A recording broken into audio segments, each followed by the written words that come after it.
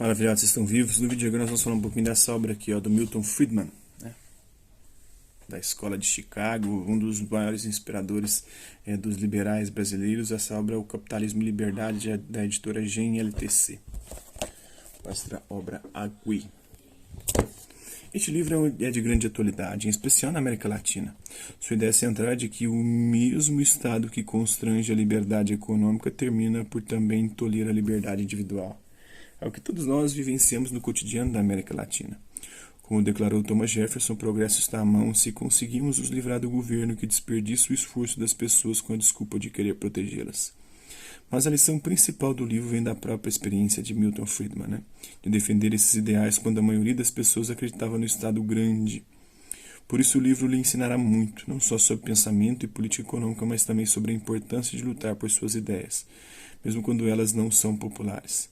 Para ficar com Jefferson, o preço da liberdade é a eterna vigilância, segundo Armando Castelar Pinheiro, coordenador de Economia Aplicada do Instituto Brasileiro de Economia da Fundação Getúlio Vargas e professor do Instituto de Economia da Universidade Federal do Rio de Janeiro. Mais de 50 anos após sua primeira edição, Capitalismo e Liberdade impressiona pela vigência das ideias e proposições nele contidas. Partindo do objetivo inicial de falar ao grande público na década de 1960 sobre temas relacionados com a dicotomia entre liberdade econômica e liberdade política, esta obra transcendeu todos os cenários e as mudanças geopolíticas, sociais e econômicas para tornar-se um clássico dos estudos em economia, com uma proposta que permanece atual. O livro pretende proporcionar ao leitor fundamentos teóricos, históricos e filosóficos para enriquecer as discussões sobre o tema. Seus argumentos buscam desenvolver alternativas para remediar as falhas das políticas públicas, atualizá-las e torná-las mais eficientes quanto a um ideal de liberdade nas esferas econômica e política. Construído com base em uma visão de mundo considerada por muitos à frente de seu tempo durante toda a segunda metade do século XX e ainda hoje em pleno século XXI, Capitalismo e Liberdade é leitura indispensável para compreender a corrente que predomina ou que domina as diretrizes públicas, discutindo a questão da liberdade no contexto de diferentes políticas governamentais. Milton Friedman, doutor em economia pela Columbia University, foi Senior Research Fellow da Stanford University e professor emérito de economia da Universidade de Chicago. Além disso, recebeu ao longo de sua vida títulos honorários em diversas universidades dos Estados Unidos, do Japão, de Israel e da Guatemala. Em 1976 foi o vencedor do Prêmio Nobel, o Nobel de Economia. Agora vamos conhecer um pouquinho da obra, da introdução dela. Bora lá? A partir de fins do século XIX, principalmente depois de 1930 nos Estados Unidos, o termo liberalismo passou a se associar a ênfase muito diferente, sobretudo em política econômica, conotando a propensão a confiar basicamente no Estado, em vez de em arranjos voluntários privados para alcançar objetivos considerados desejáveis. As palavras-chave tornaram-se bem-estar e igualdade em vez de liberdade. O liberal do século XIX considerava a ampliação da liberdade a maneira mais eficaz de promover o bem-estar e a igualdade. O liberal do século XX encara o bem-estar e a igualdade como pré-requisitos ou como alternativas da liberdade. Em nome do bem-estar e da igualdade, o liberal do século XX passou a favorecer o renascimento das mesmas políticas de intervenção e de paternalismo estatal que eram combatidas pelo liberalismo clássico. No mesmo ato de voltar os ponteiros do relógio para o mercantilismo do século XVII, ele gosta de fustigar os verdadeiros liberais como reacionários. A mudança do significado atribuído ao termo liberalismo é mais impressionante em questões econômicas que em políticas. O liberal do século XX, como liberal do século XIX, favorece as instituições parlamentares, o governo representativo, os direitos civis e assim por diante. Entretanto, mesmo em questões políticas, é notável a diferença entre os dois.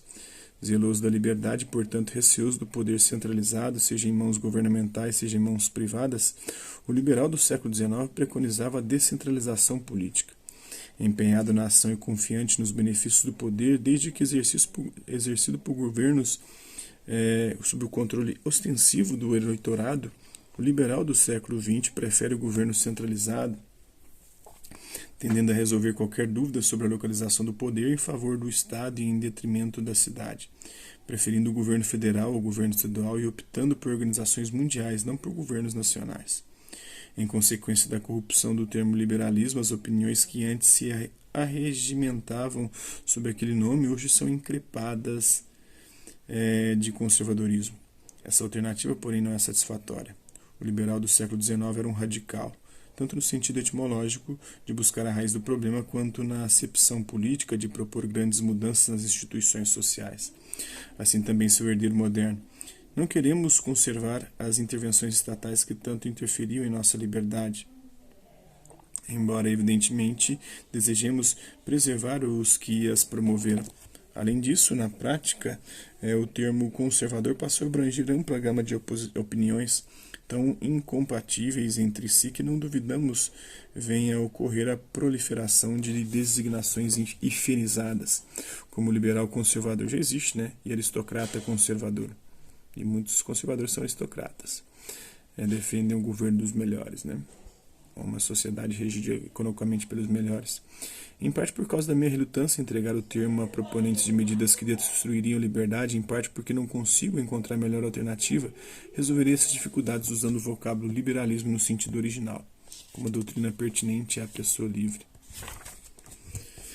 Então, esse é um trecho da introdução. Espero que vocês tenham gostado do vídeo. Quem curtiu, dá um like. Quem não curtiu, dá um dislike. Quem se interessar pelo conteúdo do canal é só se inscrever, ativar o sininho, aguardar os próximos vídeos e as próximas notificações. Deixe também seus comentários, dizendo o que você tem achado dos vídeos, sugestões de temas e assuntos para serem abordados em vídeos posteriores. E colabore com o nosso canal.